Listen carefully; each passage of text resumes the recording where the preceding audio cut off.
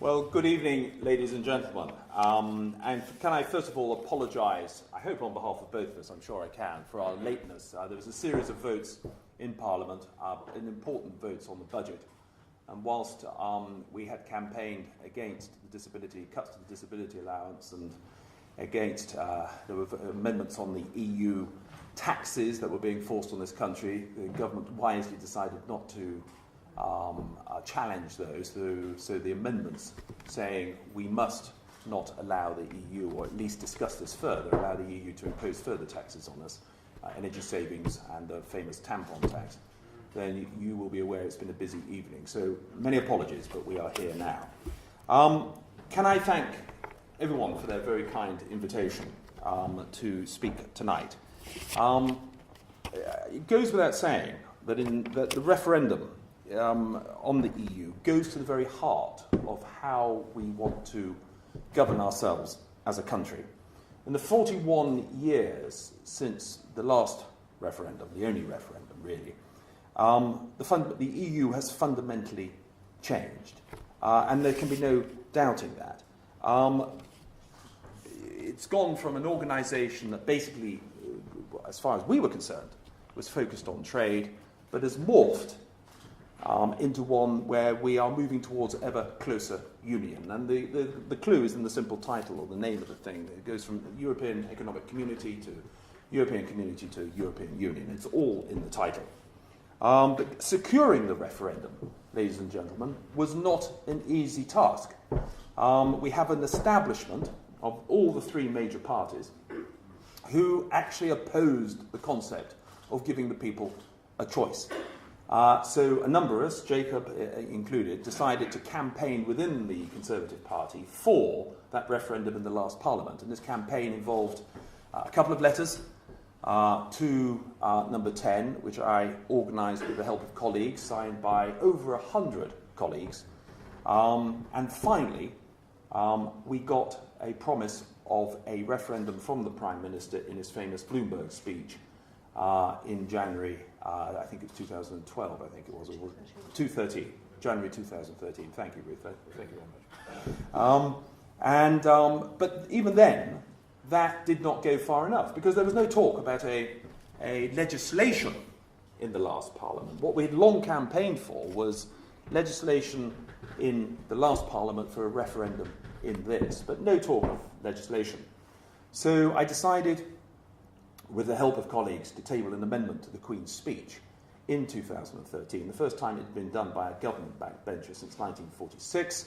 The Conservative front bench collapsed, allowing Labour opposition to basically beat us in the vote. But there were honourable members on all sides who voted for the amendment, particularly on our own side, 115 Conservatives, some other Labour, one or two Liberals, etc.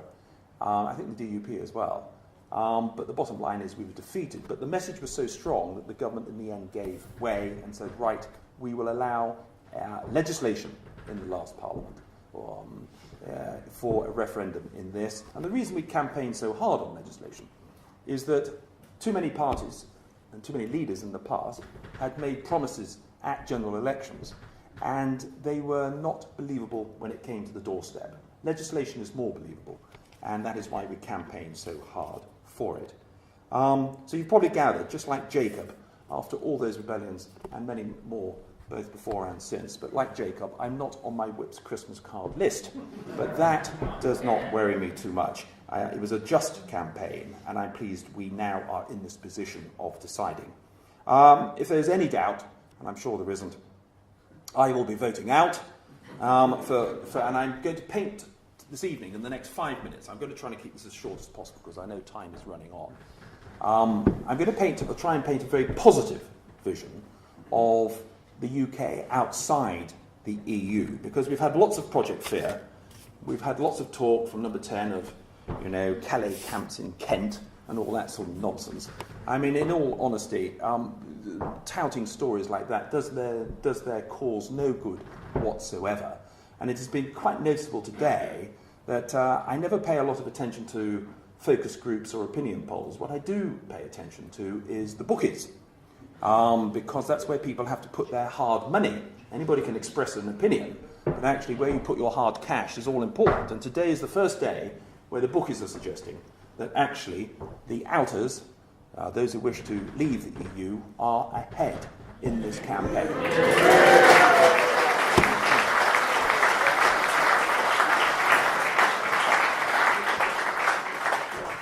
That not only sends the right message to the undecideds, but it also will help, I hope, with fundraising as well. So it's all to fight for.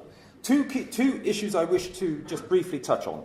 For me, as I'm sure for you all in this room, the most important aspect of this referendum is the discussion, the debate about sovereignty. We cannot truly govern ourselves. We cannot truly decide on the extent of business regulation, the extent of immigration, the extent to which our laws are supreme, if we cannot say no, we cannot stop in Parliament unwanted EU taxes, regulations and directives. It is as simple as that. And the PM's so-called red card, I'm afraid, is a nonsense. I've said it publicly many times, I've said it in the House and I've said it in the press. It's the same as, this idea that you can get a majority of parliaments to side with you before you can actually stop a piece of legislation. It's like a football referee halting the game and having to consult with 14 other officials before deciding on whether his red card applies, by which time the game is probably over. So it is a complete and utter nonsense, I'm afraid, despite the fact I do not doubt the Prime Minister's good intent in negotiating it. Different countries have signed up to the EU for different reasons. The Eastern European bloc to throw off the yoke of communism, the Southern Mediterranean line, if you like, to help them in their transformation from tyranny and dictatorships. France to pull in Germany, if you like. Germany, in one respect, to assuage its own guilt with regards to 3 wars in the last 120 years. But whatever the reason, we joined up for trade, for reasons primarily of trade. And that has been why there has been such a tension in our relationship, because it has become increasingly evident that actually trade is not what the EU is about. It's about ever closer union. And if there's any doubt about that, the euro is one clear manifestation of that. There isn't one example in the history of the world where you can have monetary union without fiscal union. It is a fact. Now, if you are accepting the concept of the euro, then you are going to have to move towards ever closer fiscal union and political union in order to make it work, to make it sustainable through the ins and outs of the various cycles. The EU institutions will be drawn into that goal, if you like, and increasingly used to achieve that goal.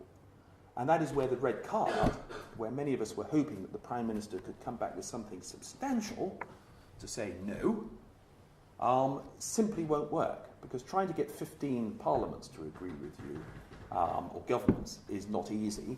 And then, of course, they have to have their own, and if you don't agree with those 15 as a domestic electorate, trying to overrule your own parliaments and this is just a nonsense. It would just take too long, and it's I'm afraid, a facade. So sovereignty is the key issue. And I think if I share with you this challenge, I think our biggest challenge when it comes to arguing or encouraging people to vote out, to leave, is not that this is a vote simply between out and in. Our challenge is to get across the concept that this is a vote between out and remaining on the escalator or conveyor belt, whatever you want to call it, towards ever closer union. In other words, in is not a static option. And it's not easy getting that across in a sound bite when you've got a very limited amount of time and number of words to use. But that is the challenge we have to make. Because everybody thinks in is the safer option. If you get the point across, actually, that in means ever closer union, more fiscal union at the end of the day, more taxes, more regulation, more directives. We've only had just recently 2 examples here.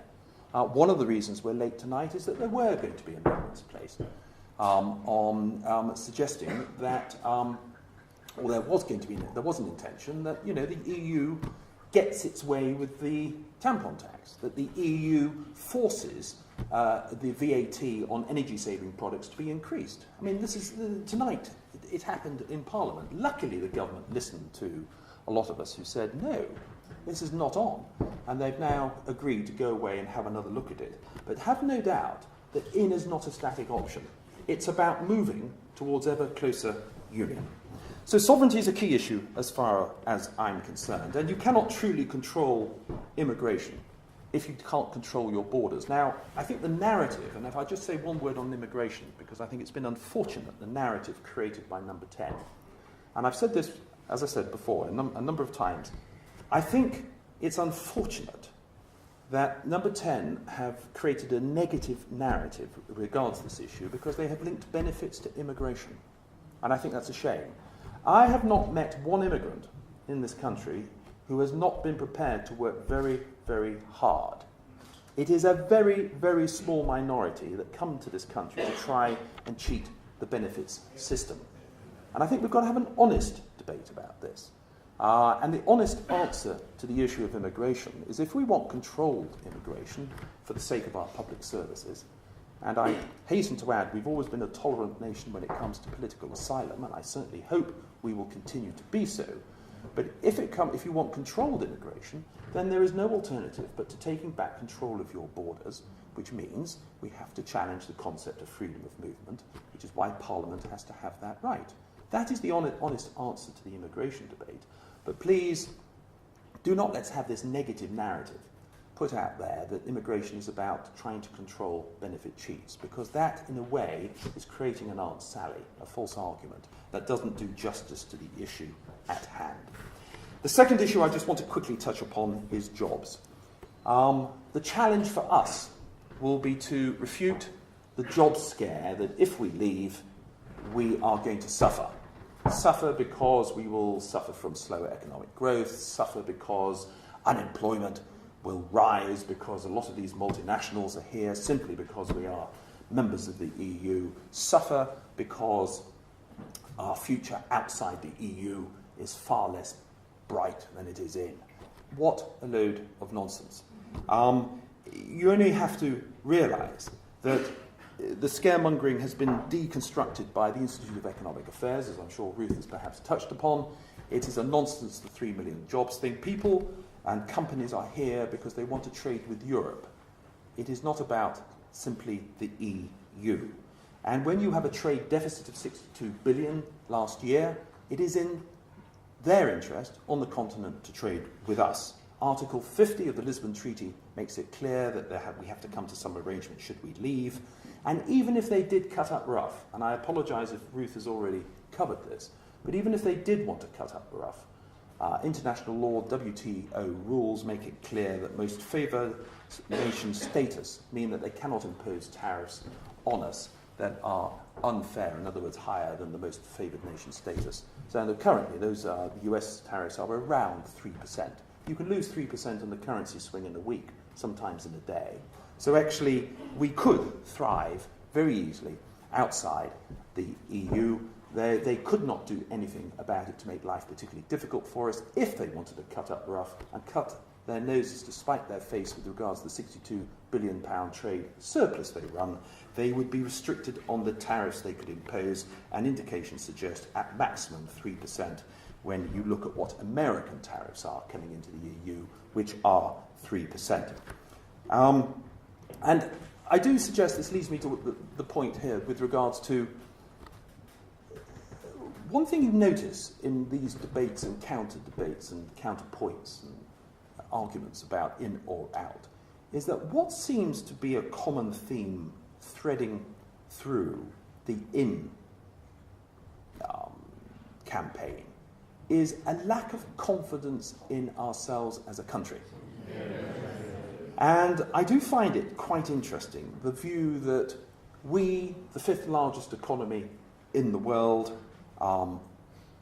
would not be able to negotiate a trade agreement in the same vein that the Canadians or the Tunisians or the Swiss or whatever else have done, in actually producing a trade agreement that we could live with and live profitably with.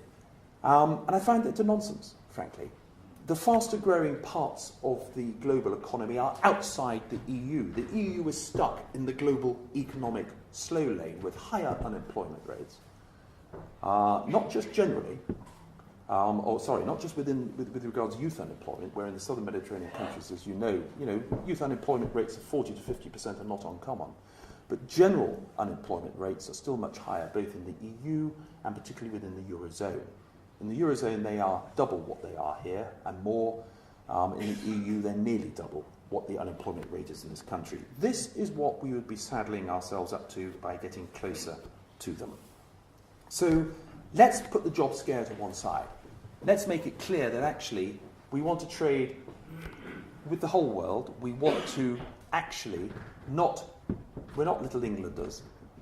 We are wanting to, through the WTO, and by the way, we'd get our own seat at the WTO because we'd no longer be members of the EU, negotiate our own trade deals. And if anybody actually says, well, the fifth largest economy in the world, nobody would be interested, it is a nonsense.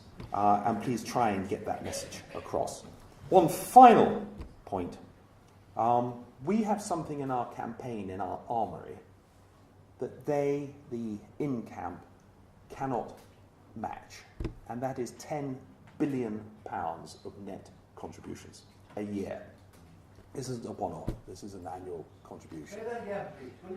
£10 billion is what we have each year in our armoury in the out camp compared to the in camp, because we roughly pay over 20 and we get around 10 back in various so-called subsidies which we actually pay for as British taxpayers.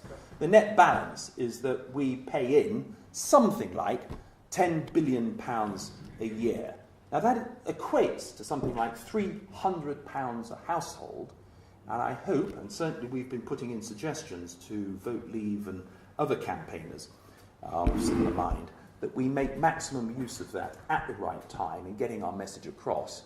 That when farmers are worried about their subsidies, or the fishermen, or whoever, that actually we can not just cover that subsidy, but we could give every household a £300 rebate annually, not just one-off. And there are various suggestions being put into the melting pot at the moment as to how we can best make use of that money.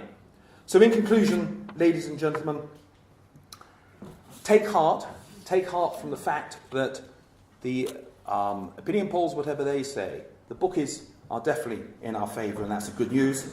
Take heart from the fact that this presents us, this referendum, with a once-in-a-generation chance to be heard. We have been silenced for too long. The political establishment have tried to rule this out. The fight for the referendum in the last Parliament symbolised that tremendously, but I actually think that once we adopted it, and I'm not being political here because I realise we're cross-party, but once we adopted it as a Conservative Party in our 2015 manifesto, I actually do think it helped us win the last general election. So let us now go forth, fight hard to take back control of our country, to make sure that we in Parliament have the ability to stop unwanted EU regulations, taxes and directives, because only by doing that can we ensure the supremacy of our laws, the integrity of our borders, and the extent of small business and business regulation. Thank you very much indeed.